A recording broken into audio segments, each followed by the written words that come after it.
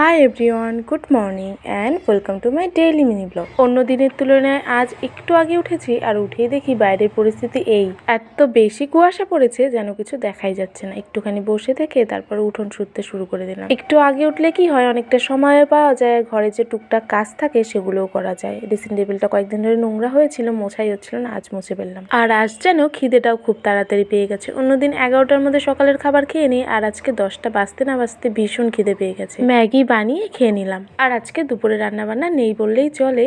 আর আমরা সবাই শাড়ি পরে রেডি হয়ে এখানে টোটোর জন্য অপেক্ষা করছি। আমরা যাব এখন স্কুলে। এই যে দিদিটাকে দেখছো, যিনি সম্পর্কে আমার যা হয়, ওরই মেয়ের স্কুলে। অ্যাকচুয়ালি সরস্বতী পুজো উপলক্ষেই কিন্তু আমরা যাচ্ছি। কিন্তু তোমরা হয়তো বলবে সরস্বতী পুজো তো শেষ, আজকে কেন? আসলে বাচ্চাদের স্কুল তো সেদিন তো শুধু পুজো করেই ছেড়ে দিয়েছে, আর তার দুদিন পরে মানে আজকে সমস্ত গার্জিয়ান বাচ্চাদের নিয়ে একটা অনুষ্ঠানের মতো করেছে আর খাওয়া দাওয়ার ব্যবস্থাও করেছে।